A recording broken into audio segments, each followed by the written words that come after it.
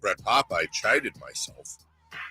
And I've had all week to feel guilty about it. So I want to open the interview. A couple days before Greg joined us, it was announced that his partner, Tim Ryan, had his contract extended, and that both Papa and Ryan would be together for, I don't know how many years, but I'm assuming at least 20. It was at least a 20-year extension. So I know that wasn't Greg's extension, but the group stays together. Yeah, that obviously means they're loved by both public and their superiors. So congratulations, Greg, in a roundabout way on keeping the broadcast team together for a while longer.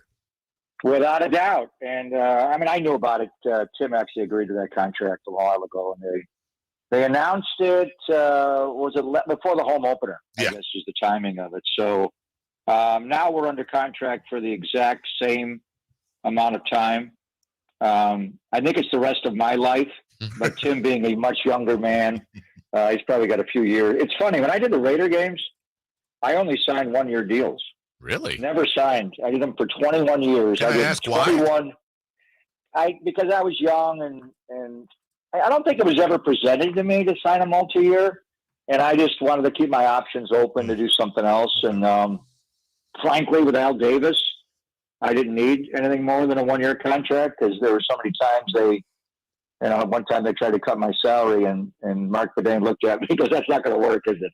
And I said, "No," because my relationship with Al was so strong. I didn't need anything more than that. So it's nice, to this stage of my life to have a long-term deal. It's just a different time where I'm not looking to go and do here, there, and everywhere and crisscross the country to do games. It's a little easier to do one. And Tim's the best. He's the best analyst in football, period, radio or TV. Worked in TV for a long, long time. Bob Sargent was able to lure him back to the Bay Area. Grew up in San Jose. He's around the team every single day. He's an honorary member of the coaching staff. So, and I think our deals go to 28. I honestly don't even know. I think they kick it now, and they're like a 6-year extension.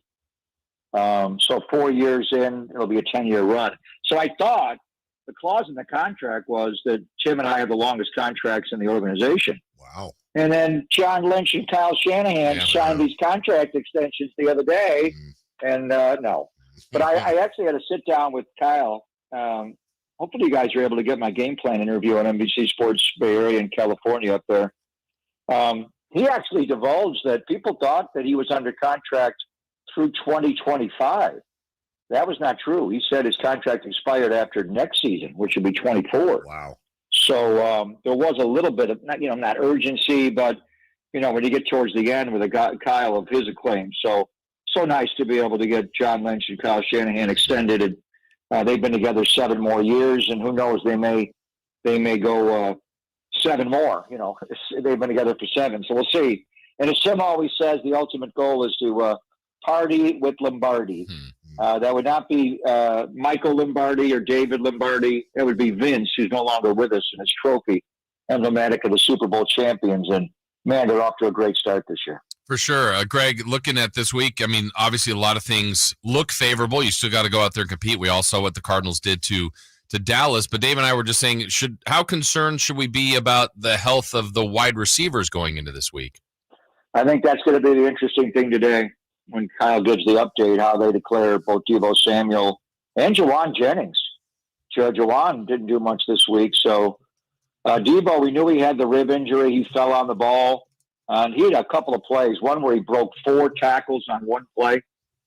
And then the play he got hurt, he had 2 tackles broken. And then at the end of it, he kind of got kneed a little bit in the ribs by Dory Jackson, the Giants corner from USC. But I think what he said is that he fell on the ball, which happens. But he came right back in, and he caught that stutter and go back shoulder touchdown.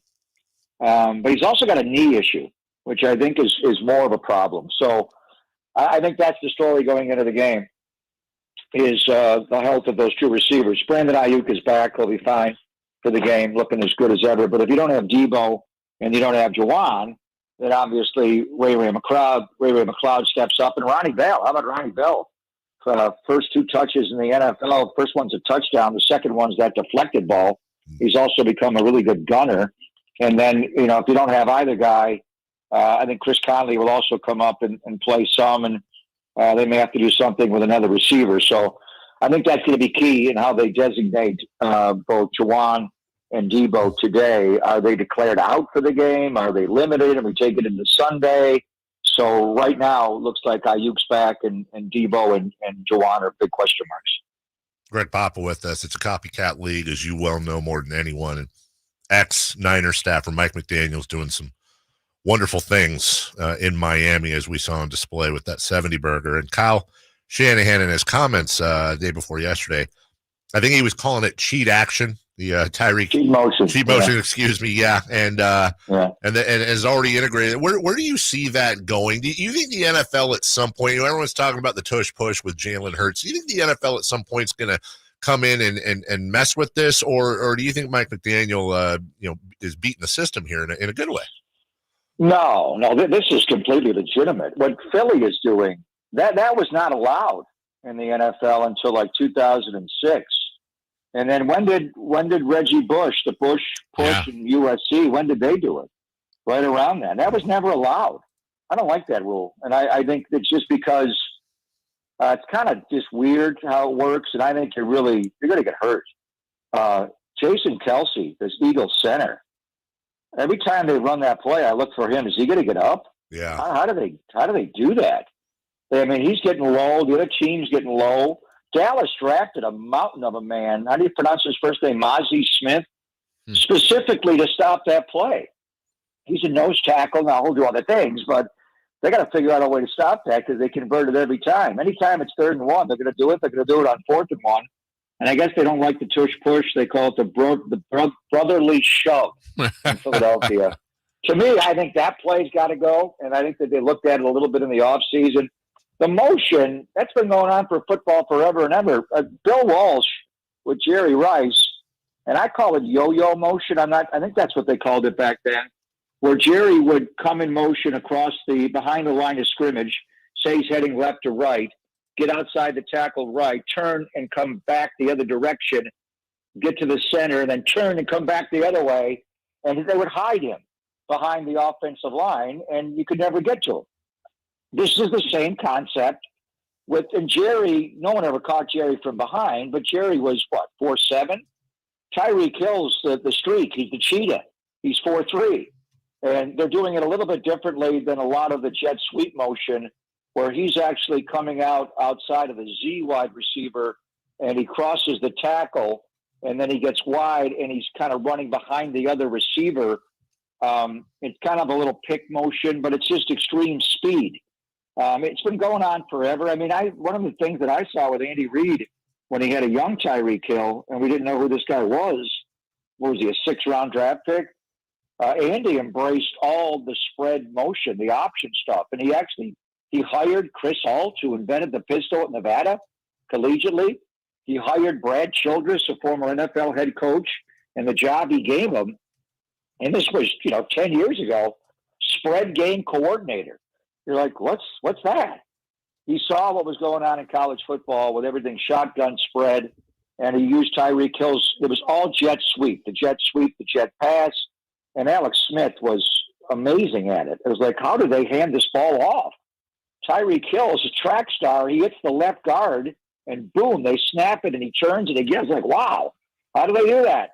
So this is just now an evolution of the jet sweep with Tyreek Hill. Belichick had a plan for it when they played him week 2. They played 3 safeties across the middle, and he waited on them. Don't run with him on that. Run to where he is or where he's going. So I think they'll figure it out. It's not that revolutionary. I think that little action is the way he's doing it outside of the Z wide receiver might be. But I've seen it. I mean, I remember going to a San Jose SaberCat game, and I went to a few of them. I thought they were fun. The main action that I saw is that the wide receivers get to run downhill towards the line of scrimmage. Wow, what a concept! That was amazing. And but you're in a hockey arena, so there's not that much field. You're like always in the red zone. What if you did that outside? You couldn't do it. Well, you know what? The Canadian Football League does it, and they didn't always do that, but now they allow their guys to run downfield. So no, that's just horizontal motion they've been doing in the NFL for forever and ever and ever, and it's. I'll be anxious to see what Buffalo does with it with Matt Milano. I think, Dave, I'm pulling for my Bills in this game. And I think the Buffalo's defense is good. And they got two good safeties, with Jordan Poyer and Micah Hyde. And they got Matt Milano, one of the fastest linebackers in football. So I think they could easily adapt and they've got other safeties as well. Maybe DeMar Hamlin's up for this game. They got a bunch of safeties. And maybe they would adapt what Belichick did. I'm sure they'll use some of that to slow them down. You just got to get up on top of them. But no, the brotherly shove, the church push should be outlawed. What they're doing with Tyreek Hill has been going on forever in football. Just a little bit of a new wrinkle off of it. Yeah. Greg, final minute we have here. Just real quick thought on Arizona. They've obviously, their compete level's been great. I think they've surprised some people how they've been in every game and then beating the Cowboys. What are your areas of concern with this matchup? Their physicality, Jason. They led every game going to the fourth quarter. They were on top of Washington going to the fourth quarter and lost. They had the Giants down 20-0 at halftime, 28-7 deep into the third quarter, lost. And then the Dallas game, they jumped on them and they beat them. So I think they're a little bit like the Rams to me, where what are they doing in the offseason? They're cutting all their best players. I mean, they cut DeAndre Hopkins right off the team. They cut their quarterback, Colt McCoy, right off the team. Are they tanking? Are they trying to get Caleb Williams? The Rams getting rid of Jalen Ramsey and getting rid of all the great players they had on that team over the years. What are they doing? I think a lot of what they were doing was getting more like the Niners and being more physical. The Rams are tired of the Niners pushing them around, and they were more competitive when we were there in week 2. They wanted to be more physical. And I think Arizona's going back to what they were when Steve Wilkes was the head coach in 2018 before they hired Kingsbury and they went air raid. They're getting more, coming at you. And they have a vertical running game. It's a downhill. They call it, you're going to love this, cram it vertical. One of my favorite. And I think of that great Frank Zappa song from years ago, Dave. Great movie, but we probably can't play the whole song. FCC will be up our cram it. But, so they put the quarterback in the shotgun, and they run James Conner coming downhill. And it's not an outside zone running game. It's like Washington's old school with Joe Gibbs and Joe Bugle. It's power O and counters and coming at you. And James Conner's 233 pounds. He's a beast. We have seen him trample the 49ers before. Even a couple of years ago in 21, when the 49ers went to the NFC Championship game, they came in here and trucked the 49ers, led by James Conner. And then who's this quarterback? Joshua Dobbs. Unbelievable story. Can't get his own jersey. He can't get his own jersey at the team store. Now they have it. Now they have number 9 there. Yeah. But he's 28 years old. He hardly played in the NFL. We always say, playing quarterback in the NFL is not rocket science. It is, because this guy is literally a rocket scientist. That's what his degree is in. What is it? Aerospace engineering. So, wow. And he's fast. He's got a rocket arm. It's amazing to me. The guy didn't go to training camp with them. He wasn't on their roster all offseason. They trade for him August 24th. They cut Colt McCoy off the roster, and they're going to give the job to Josh Dobbs? This guy's playing so well right now. He's not throwing an INT. He can run. He's smart, obviously, and he's got a rocket arm, and he's tough. He's physically tough. I saw him run over a giant safety on the goal line a few weeks ago to score a touchdown. So the 49ers are the better team. I expect they'll win this game. But Arizona has rebuilt themselves to be a physically tough football team.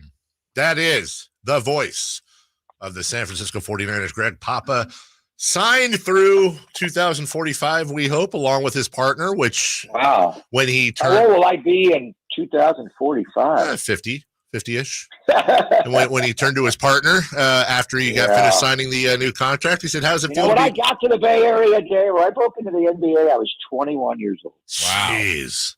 I'm going to have my 61st birthday coming up in weeks. Wow, 40 years. Wow. When you asked him how he felt about signing a contract extension, did he turn to you and say, feels great, baby? Feels great, baby! I had to get that joke out. That's exactly what he said. Have a wonderful call and good luck to your Bills on the side. Thank you, guys. Let's talk Thank to you you. next Friday. All Yep. right. Thank you. That is Greg Papa, the voice of the Niners. You can hear that interview and more archived at SactownSports.com and on the app. Speaking of interviews, Emil Fergoso said